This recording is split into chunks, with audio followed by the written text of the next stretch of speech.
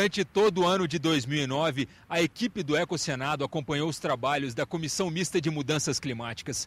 No programa de hoje, você vê os melhores momentos e os grandes temas que mobilizaram a comissão no ano que passou.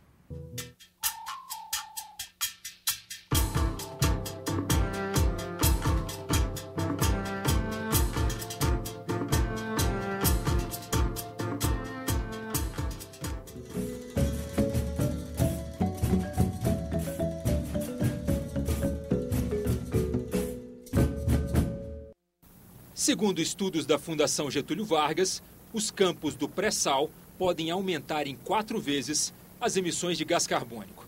Elas pulariam de 50 para 200 milhões anualmente. Na direção contrária, Beatriz Espinhosa, representante da Petrobras, afirmou que a empresa já teria evitado emissões da ordem de 5 milhões de toneladas desde 2007 e vai tentar diminuir as emissões em até 4,5 milhões de toneladas entre 2009 e 2013. José Botelho, do Ministério das Minas e Energia, admitiu que o conhecimento sobre o teor exato de gás carbônico nos campos do pré-sal ainda é insuficiente. Os reservatórios nacionais de petróleo têm média de CO2 em torno de 4%. Em Tupi, que é a área principal do pré-sal, está dando entre 8% e 12% no único teste de longa duração que foi feito até o momento. Tá? E no campo de Jubarte, que é aquele mais ao norte em Campos, nós estaríamos entre 0% no pós-sal, né, e 3,5% na região do pré-sal. Outro assunto foi discutido pela comissão: as taxações pelas emissões produzidas pelos diversos setores produtivos. O representante do Ministério das Minas e Energia, Hamilton Moss, afirmou que a medida pode trazer efeitos negativos tanto em nível local quanto mundial. O fato de eu fazer produtos aqui, onerar produtos brasileiros, e eu abrir espaço para produtos produzidos em outros locais, eu estou simplesmente aumentando a emissão ao invés de diminuir. Quer dizer, estamos prejudicando a economia nacional, fazendo dificuldades aqui em termos de produção, e estamos, ao mesmo tempo, aumentando as emissões no mundo. Porque se eu vendo mais sapato de um outro país, talvez, China, talvez, digamos, se eu aumento mais a venda desses sapatos, ele tem muito mais conteúdo de emissão do que um sapato, por exemplo, produzido no Brasil.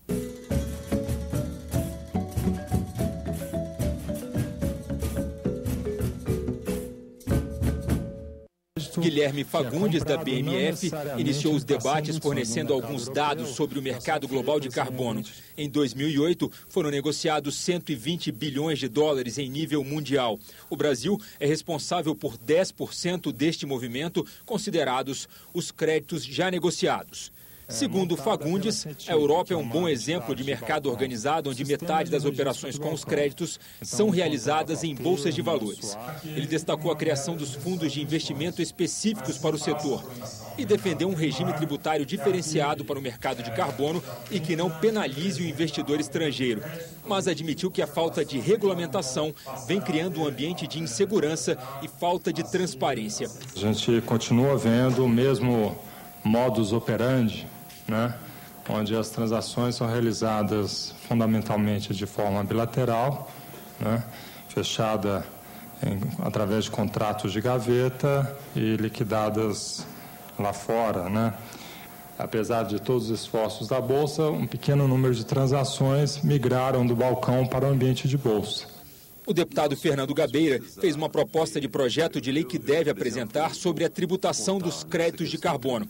A gente pega o estudo da Bolsa de Valores e tentamos, então, fazer um projeto de lei que seja um esboço para conversar.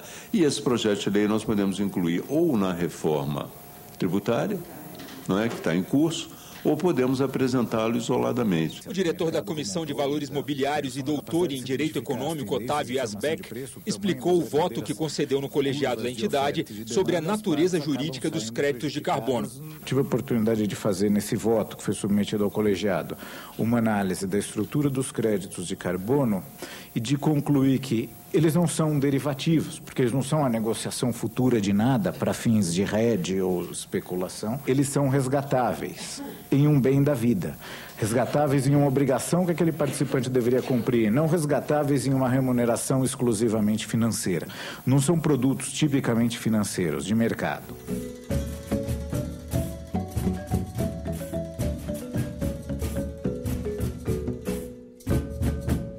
O Brasil vai ser considerado um grande consumidor de energia até 2030. O motor do crescimento continuará sendo a energia hidroelétrica, que responde por 2/3 da matriz energética nacional. O Brasil utiliza 46% de energia baseada em fontes renováveis. No mundo, este percentual não ultrapassa os 14%. O representante do Ministério das Minas e Energia se mostrou otimista em relação ao futuro energético do Brasil, mas fez uma previsão que incomodou os parlamentares.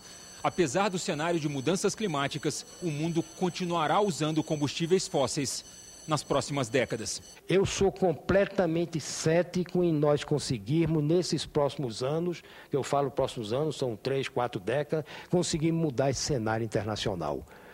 Por uma razão muito simples. O mundo não tem alternativas para deixar de utilizar os combustíveis fósseis. Veja, a China é o país que mais usa carvão no mundo. Se a China abrir mão da solução do carvão mineral chinês, a máquina chinesa para. A pergunta que faço: Vossa Excelência é cético em relação ao futuro do planeta?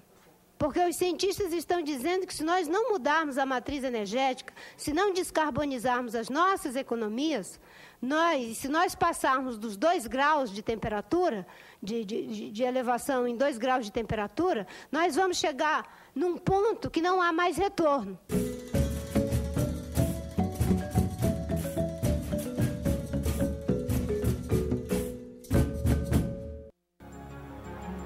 Os chamados MDL são projetos específicos que envolvem, entre outras ações, aterros sanitários, reflorestamento, substituição de combustíveis fósseis e projetos de eficiência energética.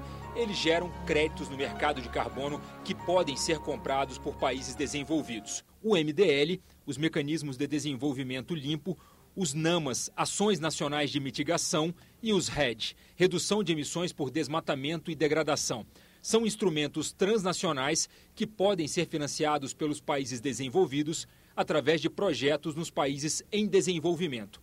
Esta seria uma forma de compensar parte das emissões dos países ricos para que eles possam atingir suas metas de redução de emissões. Os principais temas de debate são 3. Primeiro, qual que é a forma de financiamento? Vai ser governamental ou não governamental, via mercado?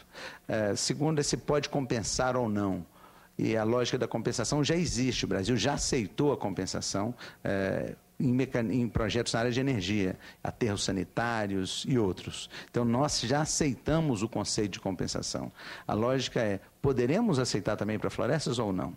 O consultor do Ministério do Meio Ambiente, Tasso Azevedo, afirmou que o Brasil pode ocupar uma posição privilegiada nos debates sobre mudanças climáticas, porque das 200 ações conhecidas para reduzir as emissões, o país pode adotar as soluções mais baratas, como preservar as próprias florestas.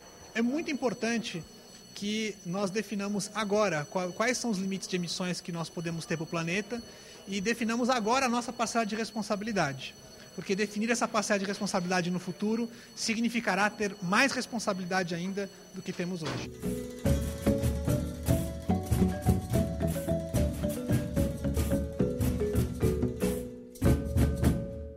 O representante do Ministério da Ciência e Tecnologia, pesquisador Carlos Nobre, anunciou uma parceria com o Ministério do Meio Ambiente para criar, a exemplo da Organização das Nações Unidas, um painel brasileiro de mudanças climáticas, reunindo somente cientistas do país. Ele apresentou dados sobre a rede brasileira de pesquisas sobre o assunto.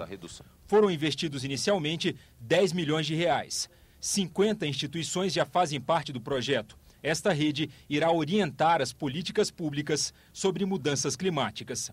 Ele reafirmou a necessidade de pesquisas na área. Carlos Nobre foi enfático quanto às previsões de mudanças climáticas. Ele não acredita que sejam necessários mais 30 anos para comprovar os efeitos do aquecimento global. Todo ano está acontecendo pelo menos 20, 30 fenômenos que nunca aconteceram. A comunidade científica está muito interessada em saber se o aquecimento global é o responsável por isso. É provável que seja. Agora, o que o aquecimento global faz, com certeza, porque não é difícil nada entender e explicar cientificamente, é exacerbação das flutuações naturais.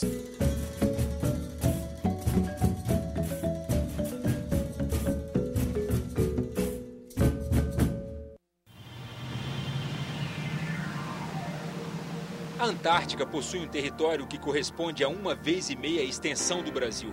Segundo os cientistas, o gelo da Antártica guarda informações preciosas sobre a evolução do planeta ao longo de milhões de anos. Ele também é considerado o refrigerador dos oceanos. Segundo o capitão de mar e guerra Robson Oliveira, as pesquisas desenvolvidas pelo Brasil nos últimos 25 anos garantem status ao país no Tratado Internacional da Antártica, que reúne 49 nações. O Brasil é membro consultivo do tratado, com poder de voto e veto sobre questões relacionadas ao continente. Mesmo assim, o oficial da Marinha defendeu uma ação mais eficiente do Programa Antártico Brasileiro. Precisamos desenvolver novas tecnologias. Precisamos nos estabelecer lá de uma forma mais eficiente em termos de energia, de como geraremos a nossa energia lá. Precisamos dar melhores condições aos nossos pesquisadores para que efetuem pesquisas de relevância e importância na Antártica, para que produzam resultados importantes para o país.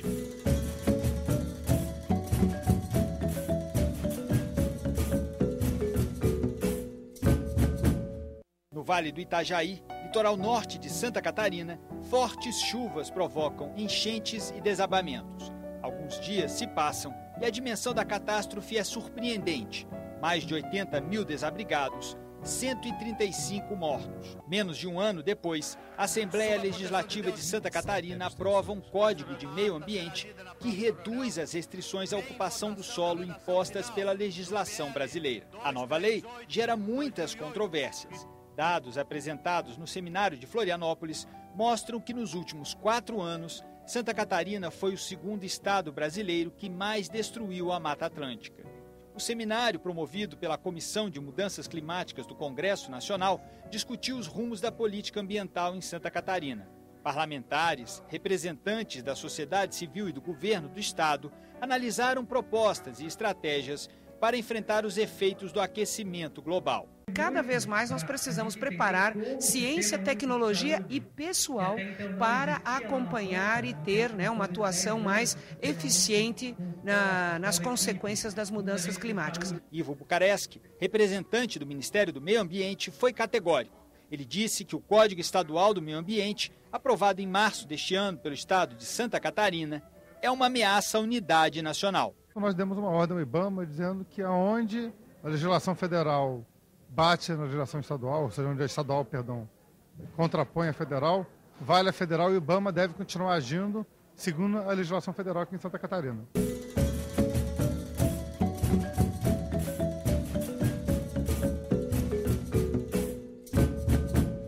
Entre as proposições do relatório final da Comissão Mista de Mudanças Climáticas em 2009, aprovadas pelo plenário da comissão, estão a garantia de que 25% da energia brasileira seja produzida até 2020 por fontes renováveis, metas anuais para a redução de fontes nucleares, carvão mineral e óleo combustível, zerar o desmatamento ilegal até 2015. O realce maior é este compromisso do país com as suas políticas públicas estarem permanentemente daqui para frente, sem sombra de dúvida, vinculado à questão das mudanças climáticas. Para 2010, os integrantes da CMMC querem que a comissão não seja apenas um fórum de discussão sobre mudanças climáticas. Será uma comissão que passará a avaliar projetos e não apenas ser uma comissão para debater os temas como foi criada.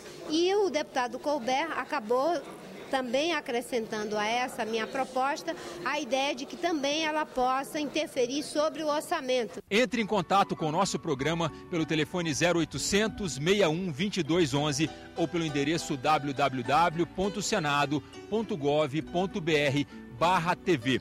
Em 2010, nós continuaremos juntos acompanhando o trabalho da Comissão Mista de Mudanças Climáticas, conhecendo os ecossistemas brasileiros e valorizando o tema do meio ambiente dentro do Congresso Nacional.